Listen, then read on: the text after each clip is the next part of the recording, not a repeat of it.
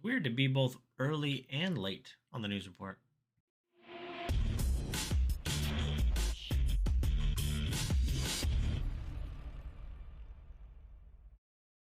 What up, viewers? What up? What up? Calc Soups here, and today is early morning on Sunday, October 20th, and that means it's time for a quick recap of the week in video game news. Big thing coming out of this week was the Xbox partnership preview or partner preview. They had a whole bunch of like third-party games that are coming to Xbox soon, and yeah, announced a lot of really cool stuff. So the first of which is, they keep making DLC for Alan Wake 2, so there's more Alan Wake 2 DLC. I don't remember if I think it shadow dropped at the event, so or at the preview, so you can go in and play more Alan Wake 2, which I should probably do since it released like half a dozen or so DLCs since I played that game.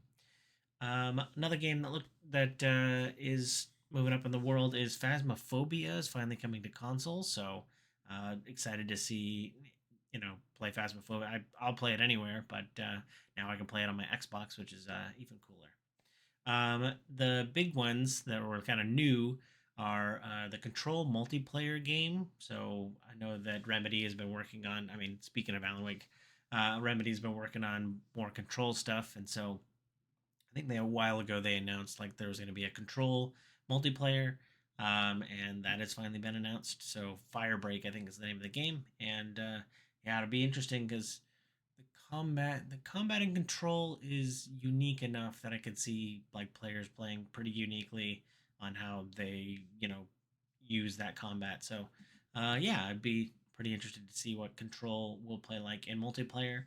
I'm also excited to see more any new information on mouse PI for hire. Is that old timey 1930s art style with where you're a mouse and you're a detective and you're shooting up the place. So looks really cool, and I'm looking forward to that one. And I think the biggest thing coming out of the Xbox Partners preview was Subnautica 2. So I know a lot of people have been waiting for that for a while, and I bet they've been pretty excited, and I've seen a lot of people's reaction to it. So excited to see. I didn't play the first one, but maybe I will before I pick up the second one. Let me know if you feel I forgot anything in that or anything else coming out. There was a lot more games. I only talked about the handful or so that caught my eye, but let me know if I forgot anything down below in the comments. Moving right along, Mario Party. The next Mario Party game has been launched. Launched this week. Mario Party Jamboree. It's currently at an 82 Metacritic.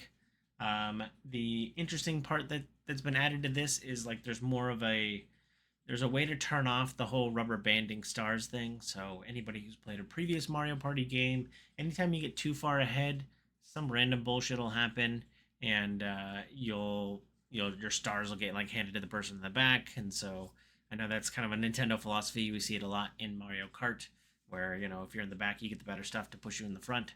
Um, but yeah, there's a way to turn off the like star rubber banding, and so that it's more of a board game, and the person who's winning will stay winning, kind of thing. So yeah, I think that's a lot of what's kind of new and interesting.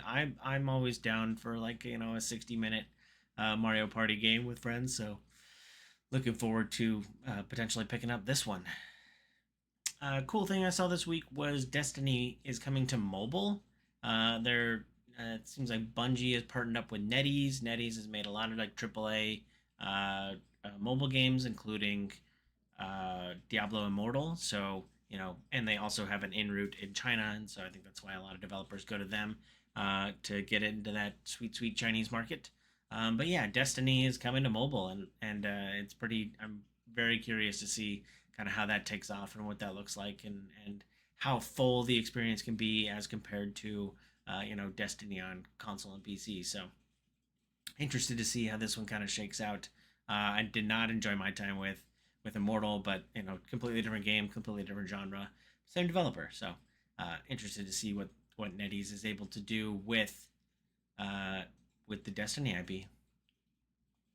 Moving right along, Space Marine 2 has hit a significant sales milestone. They're up to 4.5 million units sold. So I know that the developers have been talking about like DLC in the next game, and the game sold well. So this week we got a pretty precise number, and yeah, I'm excited to see how big Space Marine 2 has been, and hopefully this green lights or has already greenlit some more content. I would hope it's more content as opposed to like a bunch of visual DLC, cosmetic DLC.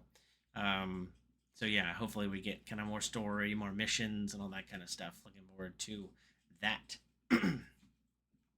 Seems like a lot of people are very excited to pick up the mantle left by Disco Elysium and the company behind them, Zaum. Um, and there's like four game studios that like have been split.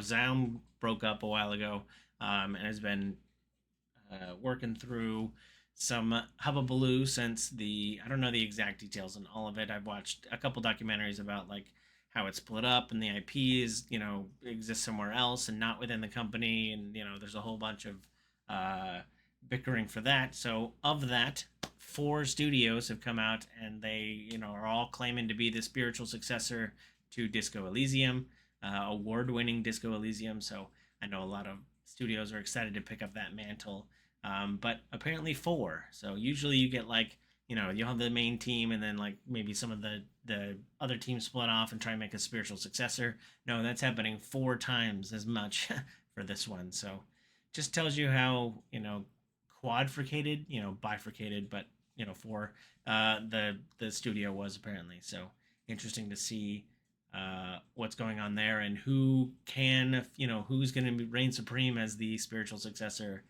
to Disco Elysium. So looking forward to see what comes out of that.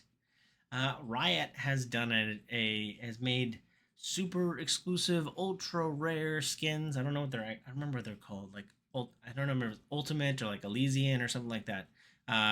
Like super skins that are ultra rare, and they are going and they're doing it the exact wrong way, in my opinion. They you will get you can spend riot points to get a random pull to try and get that skin you're working for. They do have what's called like a bad luck modifier, and if you manage to continually try and pull the slot machine and you don't get it, by the time you've pulled the slot machine 80 times, you will officially get exactly what you wanted out of that randomized roll. So yeah, I think this is some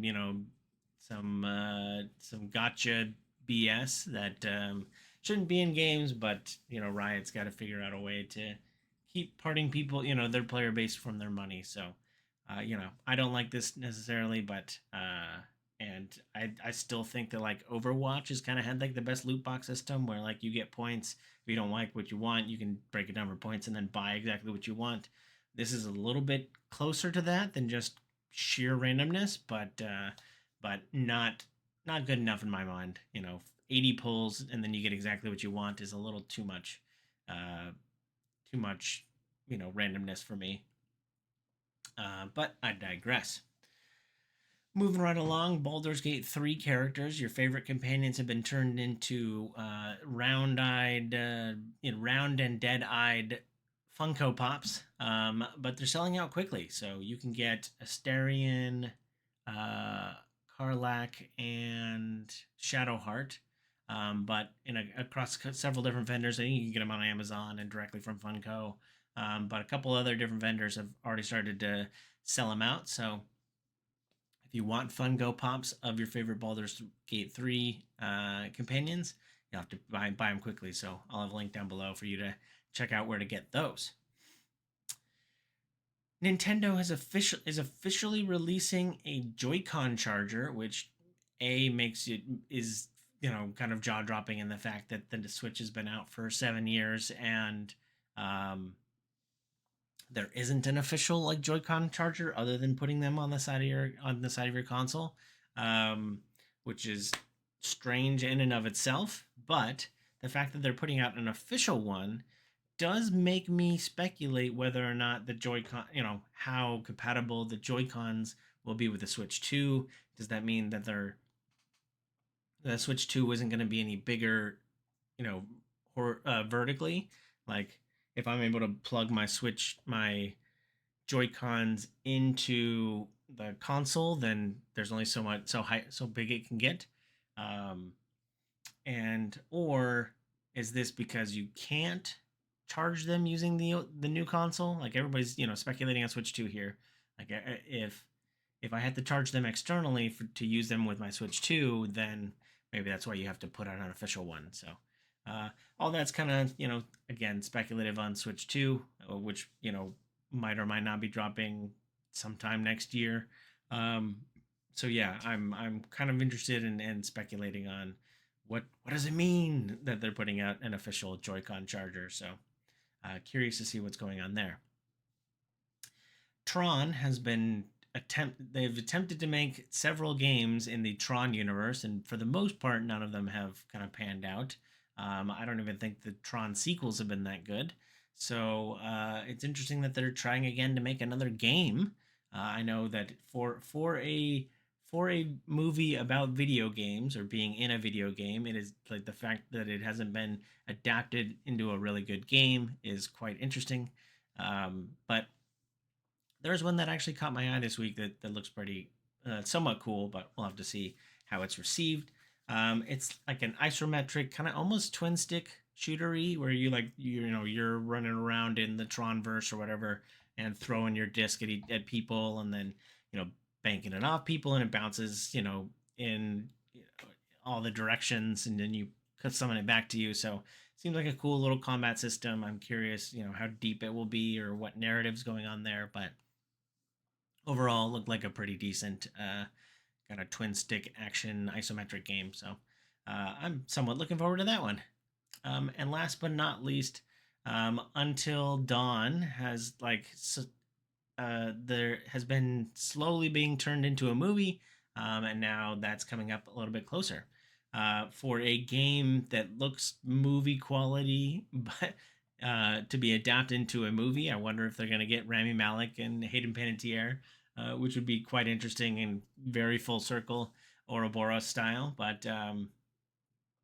Uh, but yeah, I think we're going to get the movie. It sounds like we're going to get the movie next year. So uh, I'm curious kind of what that does, or do we bring in a whole new cast of young 18 somethings that are all hanging out in the mountains or whatever. So it'll be interesting, but excited to see that the Until Dawn movie is moving forward and potentially coming out next year. So looking forward to that. That's it for this week. Let me know if you feel I forgot anything down below in the comments. As always, thanks for watching. I hope you enjoy this content, and I hope you have a super day. I hope you have a super weekend, and I hope you have a super day. Bye.